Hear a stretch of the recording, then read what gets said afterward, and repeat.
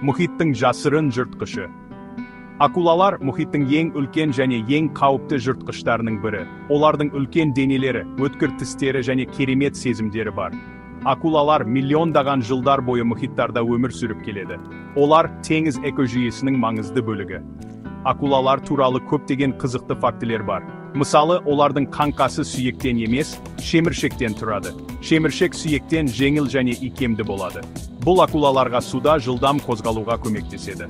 Акулалардың тағы бір қызықты ерекшелігі – олардың тістері. Акулалардың тістері өмір бойы өсіп отырады. Ескі тістері түсіп, орнына жаңа тістері шығады. Бұл акулаларға әрқашан өткір тістермен қамтамасыз етілуге мүмкіндік береді. Акулалар керемет аңшылар. Олардың өткір көру, есту және иіс сезу қабілеттері бар. Сонымен қатар, акулалар электр өрістерін сезе алады. Бұл оларға қараңғы суда немесе құмның астында жасырылған жемтігін табуға көмектеседі. Акулалардың 400-ден астам түрі бар. Олардың мөлшері, пішіні және түсі әртүрлі болады.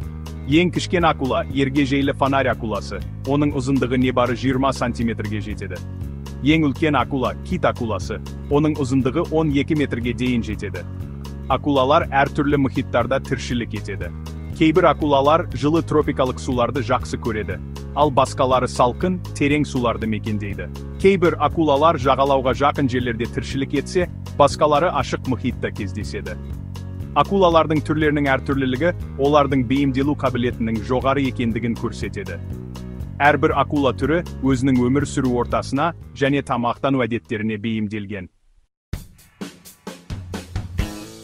Акулалар әртүрлі теңіз орталарында кездеседі.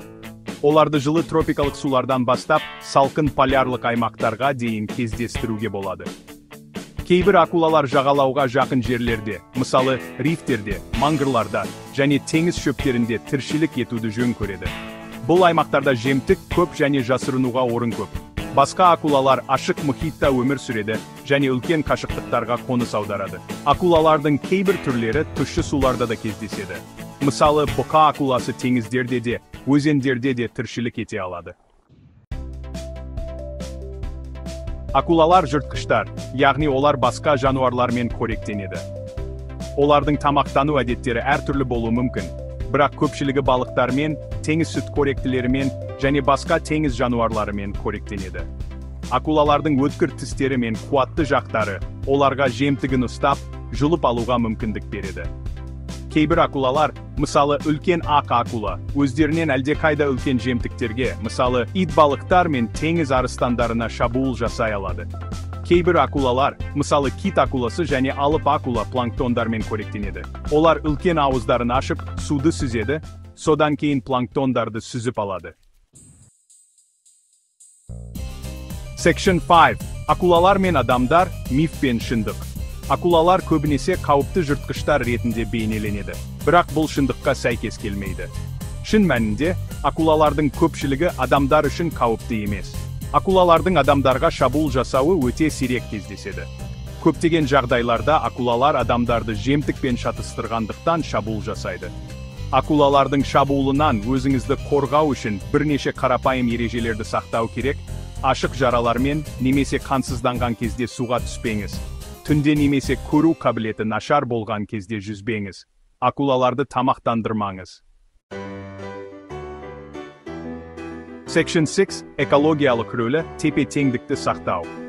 Акулалар теңіз экожүйесінде маңызды рөл атқарады. Олар жыртқыштар ретінде балықтар мен басқа теңіз жануарларының популяциясын реттеуге көмектеседі. Егер акулалардың саны азайса, бұл теңіз экожүйесінің тепе-теңдігіне әсер етуі мүмкін. Мысалы, акулалардың саны азайған кезде, олардың жемтігі болып табылатын балықтардың саны көбеюі мүмкін. Бұл балықтардың басқа түрлерінің азаюына әкелуі мүмкін. Бұл өз кезегінде бүкіл экожүйеге әсер етуі мүмкін.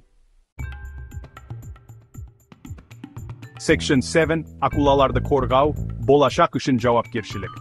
Өкінішке орай, акулалардың көптеген түрлерінің саны азайып барады.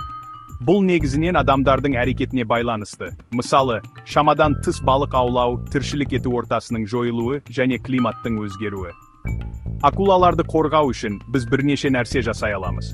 Біріншіден, біз акулаларды шамадан тыс аулауды тоқтатуымыз керек. Екіншіден, біз акулалардың тіршілік ету ортасын, мысалы, рифтер мен мангырларды қорғауымыз керек. Үшіншіден, біз климаттың өзгеруімен күресуіміз керек. Section 8. Қорытынды. Акулалардың маңызы. Акулалар теңіз экожүйесінің маңызды бөлігі. Олар жыртқыштар ретінде балықтар мен басқа теңіз жануарларының популяциясын реттеуге көмектеседі. Акулаларды қорғау біздің планетамыздың денсаулығы үшін өте маңызды. Біз акулалар туралы көбірек біліп, оларды қорғау үшін шаралар қабылдауымыз керек. Болашақ ұрпақтарға акулалармен бірге өмір сүру мүмкіндігін беруіміз керек.